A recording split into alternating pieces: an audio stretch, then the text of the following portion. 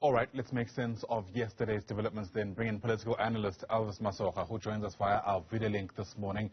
And Elvis, it's great to have you on the program as always. Thanks very much indeed for making time. So, no surprises really. President Cyril Ramaphosa putting up a brave face, speaking about a decisive victory for the ANC come the elections this year.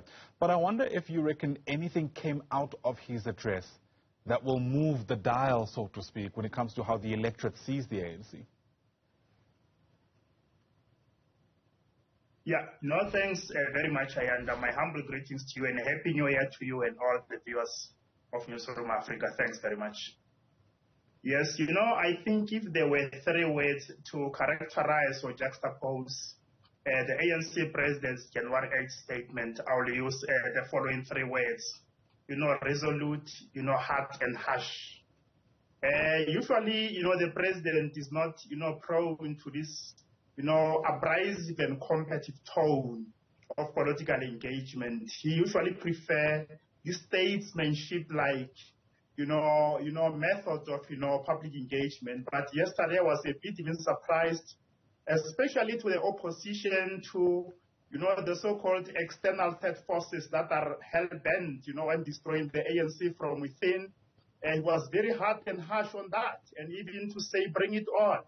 Now, as the ANC, we are ready. So yesterday I witnessed a totally different president, very prepared for a battle, very ready, no longer, counting his words, but declaring war to those who have already declared war to the ANC. So that's why I'm saying I can characterize the president's speech yesterday as, resolute, hard and harsh, especially without even mentioning specific, individuals who are destabilizing the ANC from within and outside, but declaring them even as snakes. It's inyoga to say, there are snakes that are ready to bite our people, referring to those who want to destabilize the ANC from within and outside. So he was a totally different president. I think he assumed the post of a military commander yesterday.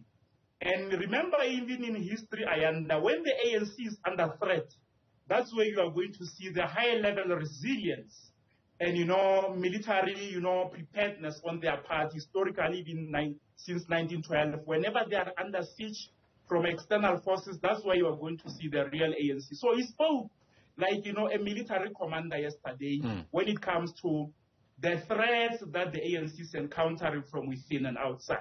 He's certainly thrown down the gauntlet, Cyril Ramaphosa. I wonder to what extent that has gone far enough to galvanize people behind a party which, even in the lead-up to yesterday's celebrations, had been plagued by, let's call them, embarrassing events, right? The remarks by the Secretary General of the ANC, Fikile Mbalula, as he took a swipe at Zuma around how essentially the organization went out of their way to protect their president and how that almost landed as egg on their face.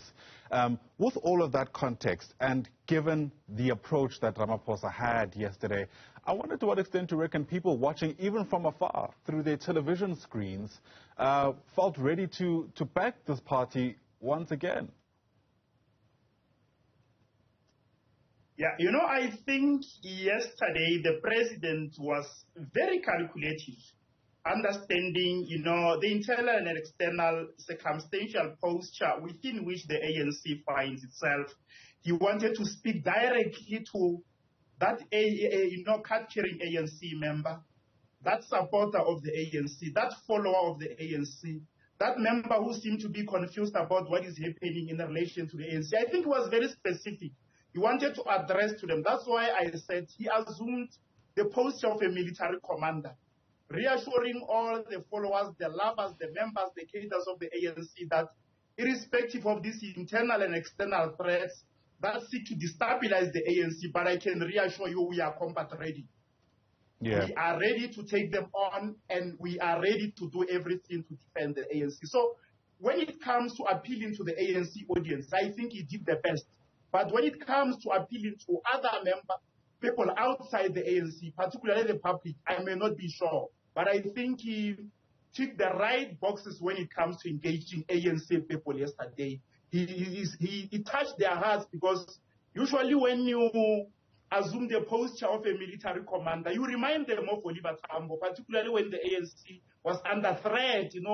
The ratings, the ratings that were there in ANC in exile, by the apartheid military government. So it was Oliver Tambo who was prepared to reassure them that the ANC will prevail, the ANC will lead to victory. So I think he succeeded in appealing to the ANC people more than the public. Yeah. He spoke about the ANC's strides to improve service delivery, touching on how many people, for instance, are now able to have access to clean drinking water and electricity, albeit sometimes because of load shedding. He touched on unemployment in the country. In fact, a considerable amount of time was focused on youth unemployment and ways through which young people have represented the country. But also, interestingly enough, he honed in on just how many people in this country are now beneficiaries of some kind of social welfare, mentioning that in the 1990s at around 2.2 million people, and today there's over 18 million people who receive some kind of grant from the government.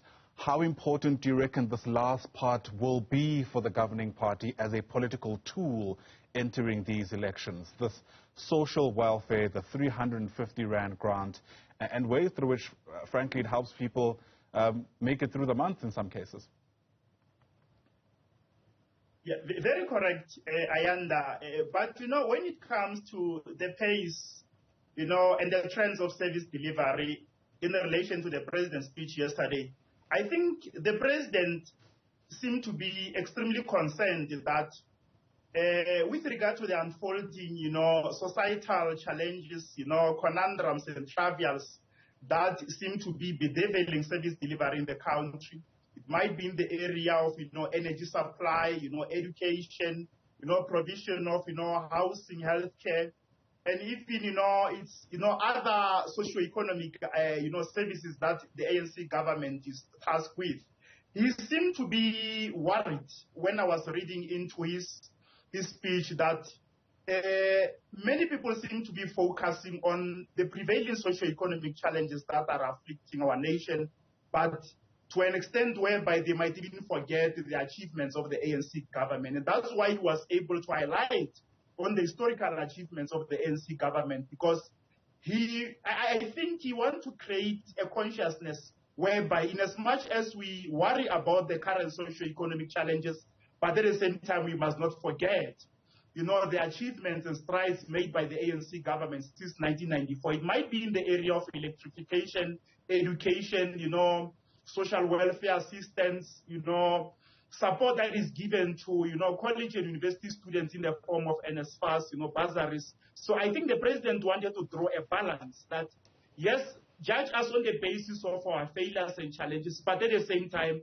judge us as the ANC on the basis of our achievements and strides that we made in 1994. But I think it's a fair, analysis. It's a fair, judgment where you consider both the good and the bad of a person. So I think the president was worried that many people, particularly in the public media, we seem to be obsessing much over the challenges and failures of the ANC, but saying very little about their achievements. And I think that's what the president was trying to address. All right. Elvis Masoga, thanks very much indeed for giving us your take. Really do appreciate your time on Newzroom Afrika today.